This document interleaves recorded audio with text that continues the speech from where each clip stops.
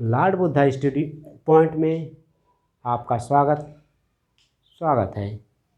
और कल हम अगली कक्षा में सीखे थे कि किसी भी संख्या का प्रतिशत कैसे निकालते हैं, उस प्रतिशत को कैसे कैलकुलेट करते हैं। तो हम लोग ये देखे थे कि प्रतिशत का मतलब ये हुआ कि कोई संख्या 100 में हम जितना कैलकुलेट करते हैं, कोई संख्या 100 में जितना होती है वही क्या कहलाती है, प्रतिशत कहलाती है। जैसे हमारा अगर 100 में 20 लेते हैं तो क्या होगा, 20% होगा, 20% होगा। उसी को बेस्ड बनाकर हम लोग कैलकुलेशन सीखे थे। आज हम उसी प्रक्रिया को कुछ आगे करेंगे कि जब हम प्रतिशत वृद्धि या प्रतिशत कमी होती है तो उसको कैसे कैलकुलेट करते हैं। हम लोग जब प्रतिशत वृद्धि या प्रतिशत कमी में कुछ चीज़ें होती हैं कि जो बहुत जटिल होती हैं, तो और कुछ चीज़ें होती हैं बहुत नॉर्मल होती हैं। तो अगली कक्षा पिछली कक्षा में हम लोग जो नॉर्मल चीज़ें थी उसको सीखे थे। इस कक्षा में थोड़ा सा हम लोग हाई लेवल पर सवाल देखेंगे। जैसे हमारा प्रतिशत वृद्धि या प्रतिशत कमी, किसी संख्या में प्रतिशत वृद्धि हो तो उसको हम क्या करते हैं, प्रतिशत पहले निकाल कर उस संख्या में जोड़ लेते हैं। और प्रतिशत कमी हुई तो प्रतिशत को क्या करेंगे, कैलकुलेट करके प्रतिशत को मूल संख्या में से घटा लेंगे। जैसे हमारी कोई मूल संख्या p है, कोई भी संख्या हमारी वास्तविक संख्या, चाहे हम लोग कह लें मूल संख्या, वास्तविक संख्या अगर हम लोग कह लें कि p है, जिसमें R% की वृद्धि या कमी होती है। कमी हो तो नया मान, ठीक है, कि नया मान क्या होगा, नया मान क्या होगा, ठीक। तो जैसे अगर हम पहली दफ़ा अगर हम वृद्धि की बात करते हैं कि कोई संख्या अगर है उसमें वृद्धि जो हो रही है, तो मान लें जो हमारी वास्तविक संख्या p है, तो ठीक प्रतिशत वृद्धि या हम लोग वृद्धि की बात करें, प्रतिशत जो R% की परसेंट वृद्धि होती, तो वृद्धि क्या होगी, मूल संख्या गुणे प्रतिशत वृद्धि, है ना। वृद्धि जो परसेंटेज बटे 100 इज इक्वल टू क्या होगा, p गुणे R% अपॉन 100। इस चीज़ हमारी क्या होगी, सीधे सीधे जो हो जाएगी, इतना परसेंटेज वृद्धि होगी। तो नया मान क्या होगा, जो वास्तविक मान बढ़कर क्या होगा, अगर हम लोग देखेंगे तो नया मान जो होगा, नया मान हमारा p में यह जुड़ जाएगा। जितना परसेंट वृद्धि हुई है इसको p में ऐड कर लेंगे। p इसका मतलब ये अपॉन 100। इसको अगर हल करते हैं तो p हमारा कॉमन हो जाएगा और ये चीज़ यहाँ पर गुणा होकर 100 प्लस r हो जाएगी अपॉन 100 हो जाएगी। तो ये हमारी क्या हो गई, नया मान हो गया, नया मान हो गया। और यह क्या, कौन सा नया मान, परसेंटेज वृद्धि होने पर यह नया मान होगा। अब मान लीजिए यह परसेंटेज वृद्धि न होकर क्या हो रही है, परसेंटेज कमी हो रही है, तब हम क्या करेंगे, तो हम लोग पहले क्या करते हैं, कमी कैलकुलेट करते हैं। कमी इज इक्वल टू क्या होगी, कमी हम लोग वही मूल संख्या गुणे परसेंट, जितना हमारा कमी होगी उसको लिखेंगे मूल संख्या गुणे R% बटे।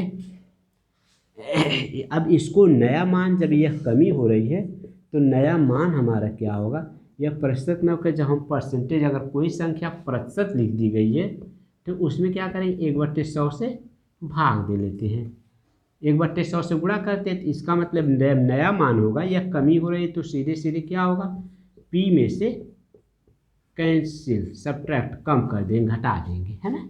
तो जब हम लोग घटाएंगे तो देखेंगे कि यह चीज़ हमारी क्या हो जाएगी, इसी तरह यह 100 माइनस R अपॉन 100, ये हमारा नया मान निकालने का फार्मूला हुआ, सूत्र हुआ, ठीक है। इस फार्मूले से हम लोग किसी भी संख्या का प्रतिशत वृद्धि या कमी को निकाल सकते। यह हमारी वृद्धि का फार्मूला हुआ, यह हमारा कमी का फार्मूला। ये सब किताबी जानकारी जो किताब में लिखा गया, लेकिन हम लोग इससे थोड़ा इधर हट के बात करेंगे, है ना, कि हम परसेंटेज वृद्धि बिना फार्मूले का कैसे निकालते हैं। मान लीजिए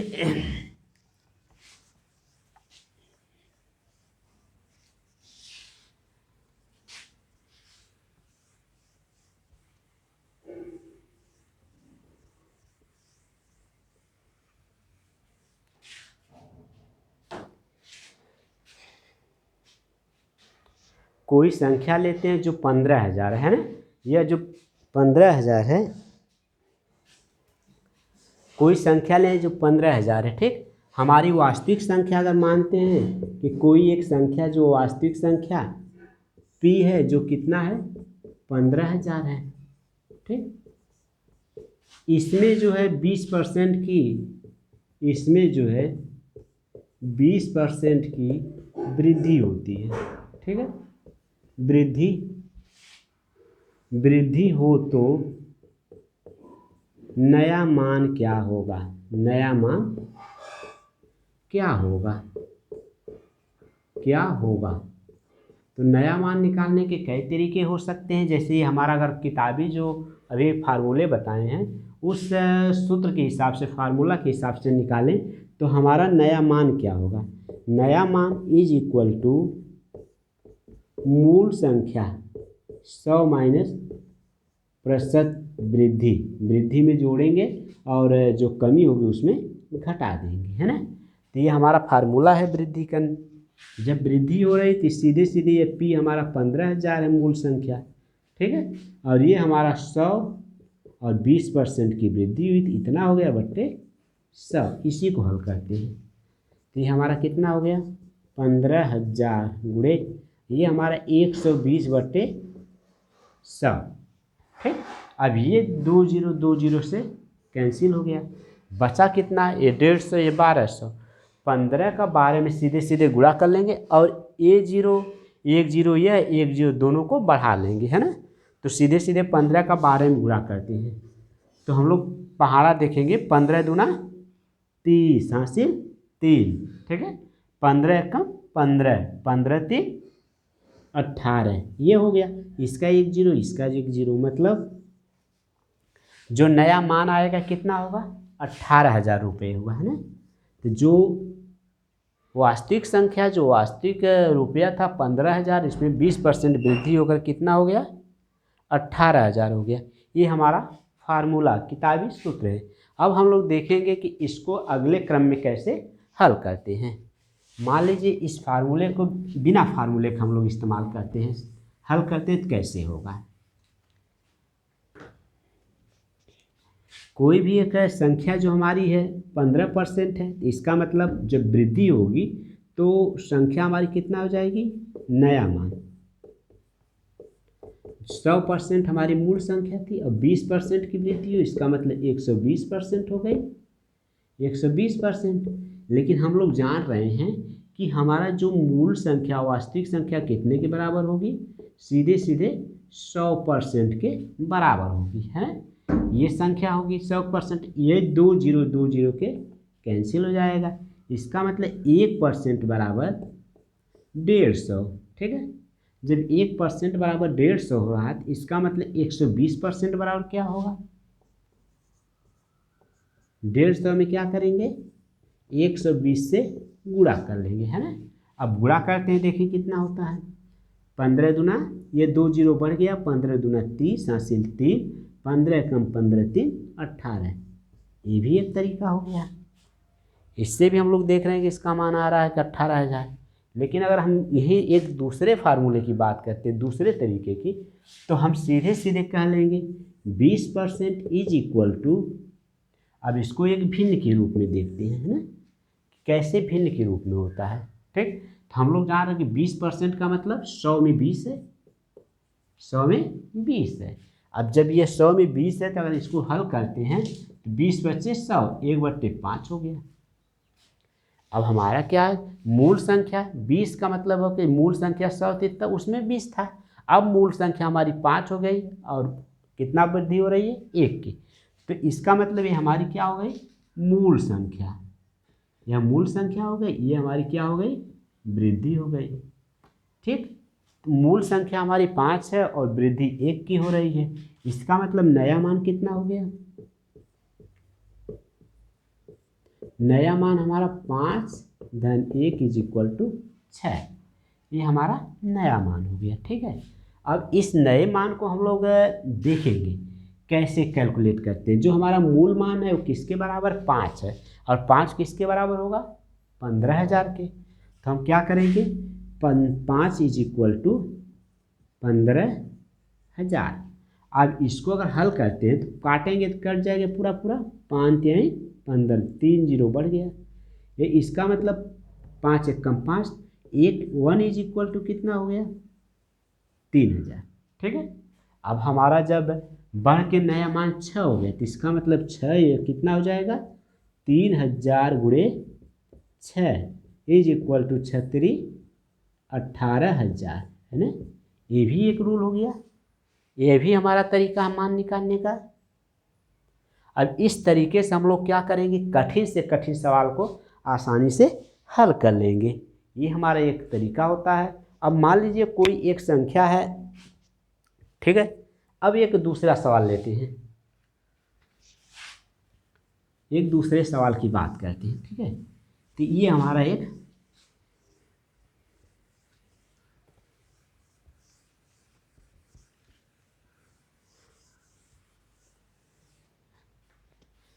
दूसरे सवाल की बात करते हैं। देखिए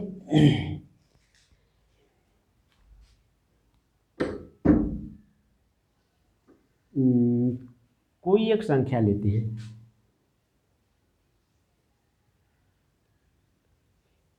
एक वास्तविक संख्या, एक वास्तविक संख्या P जो है 240 के रुपए के बराबर है तथा इसमें जो है 12.5% की वृद्धि होती है। वृद्धि होती 12.5% की वृद्धि होती है। तो नया मान, वृद्धि के बाद नया मान, जो वृद्धि होगी तो हमारा वृद्धि होगी तो एक नया मान प्राप्त होगा। तो वृद्धि के बाद नया मान, तो नया मान कितना हो जाएगा, यह जो नया मान कितना होगा, कितना होगा। अगर हम लोग इसको फार्मूले से हल करें तब भी कठिन हो जाएगा, क्योंकि हमारा फार्मूला कहता है कि P = 100 + R/100 इतना है। और इस फार्मूले में अगर हम लोग रखते हैं तो ये हमारा कठिन होता जाएगा।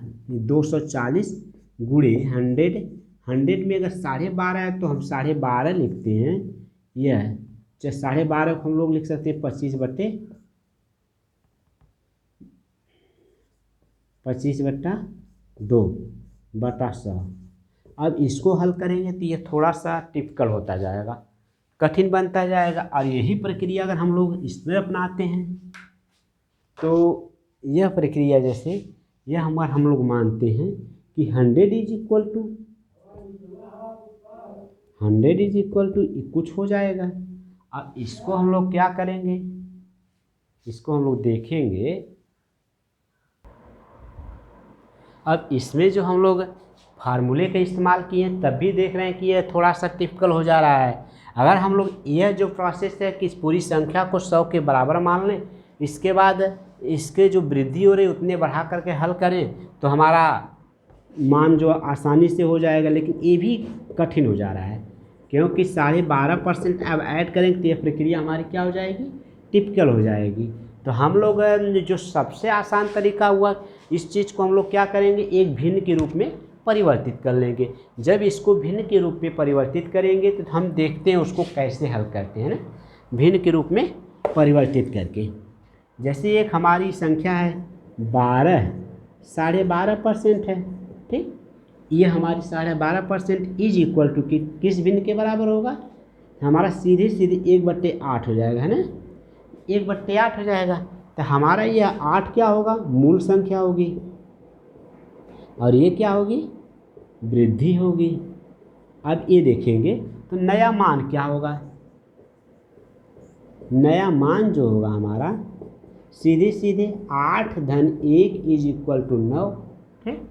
अब हमको नया मान पता करना तो हमको ये मूल संख्या है या नया मान ही है, ठीक। तो हम लोग देखेंगे कैसे, तो ये हमारी संख्या 8 इज इक्वल टू कितना होगा, 8 इज इक्वल टू 240, ठीक है।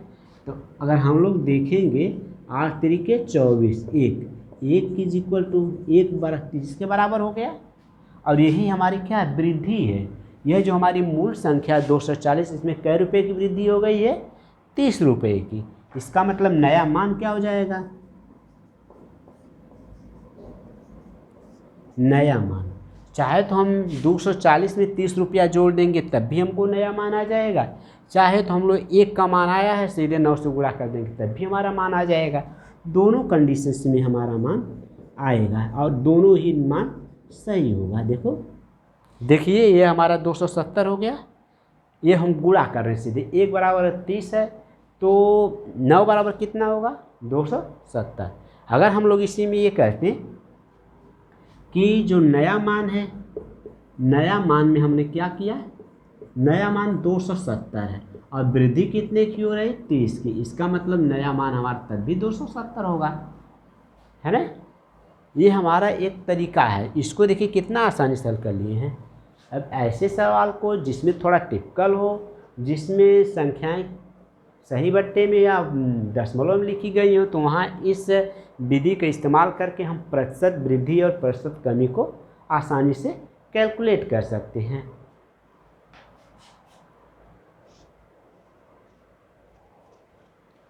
एक और सवाल लेते हैं। देखिए एक जो दूसरा सवाल लेते हैं, इस दूसरे सवाल की प्रक्रिया हम लोग देखते हैं क्या है।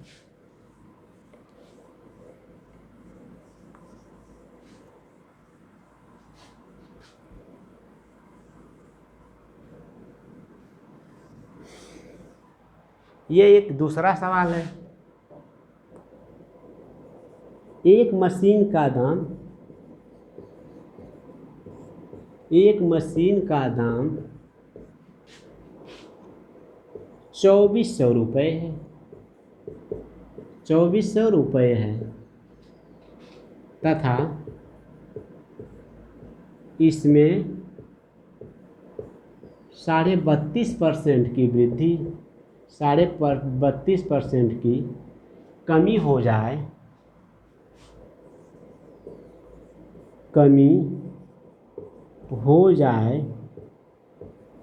तो नया मान क्या होगा, तो नया मूल्य क्या होगा, है ना। जो हमारी मशीन उसका नया मूल्य क्या होगा, उसका नया दाम क्या होगा, है ना।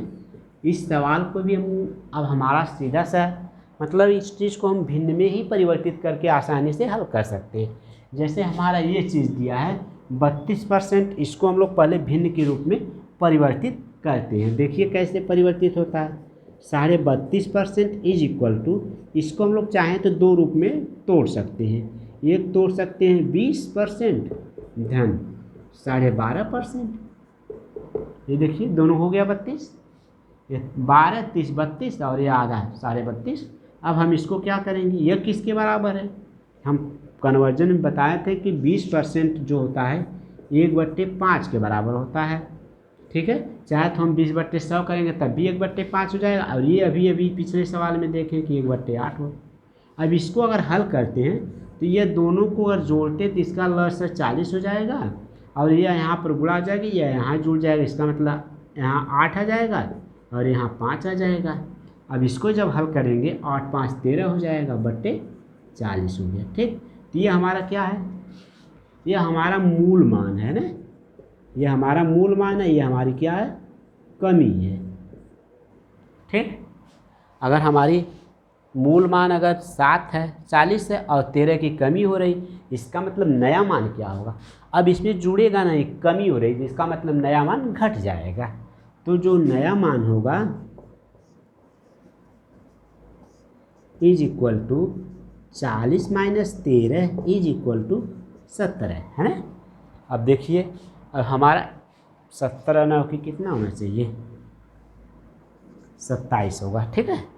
ये हमारा कितना होगा, 27। अब इस 27 का मान हमको पता करना है, चाहे तो ये तरीका है। अब देखिए हम लोग क्या करते हैं, जो हमारी मूल संख्या होगी, अब इसको हल करने के लिए देखिए कि हमारा जो 40% जो मूल संख्या है किसके बराबर है, 2400 के बराबर है, ठीक है। अब इसी को हल करते हैं, इससे कैंसिल हो जाएगा और 4 4 छक 24, मतलब 1 इज इक्वल टू 1 बराबर कितना हो गया 60 हो गया। जब 1 बराबर 60 है तो 27 बराबर क्या होगा, सीधे गुणा कर लेंगे। इसका मतलब यही हमारा क्या हो जाएगा नया मान। 1 बराबर 60 तो 27 बराबर 60 गुणे 27। इसका मतलब अब गुणा करें, ये हमारा 1 जीरो बढ़ गया, 6 सत्ते 42, यहाँ से 4, 6 दूना 12, 12 4 16, तो कितना हो गया उसका मूल्य 1620 रुपये।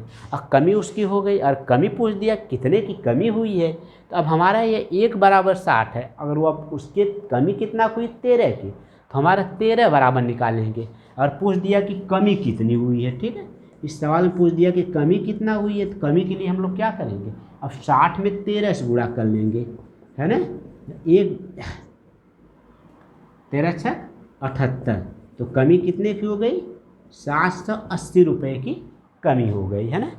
ऐसे सवालों को हम लोग आसानी से और ट्रिकी तरीके से हल कर सकते हैं, और यह सबसे बहुत ही बेहतरीन, बहुत ही सटीक तरीका है जिसको हम लोग बहुत ही आसानी से हल कर लेते हैं, ठीक है। अब देखिए अगला सवाल हम लोग कैसे हल करते हैं।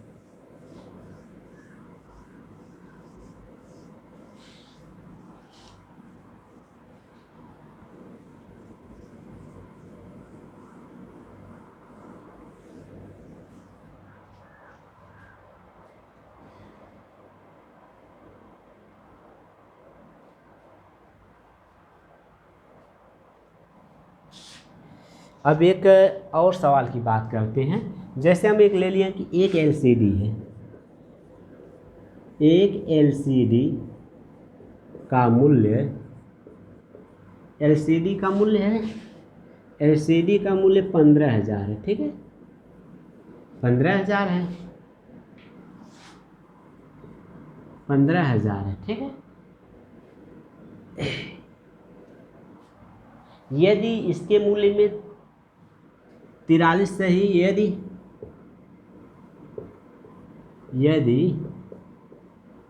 इसके मूल्य में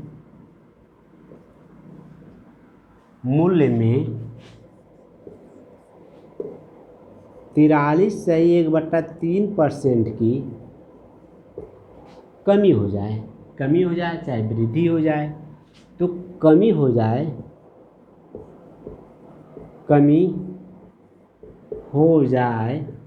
तो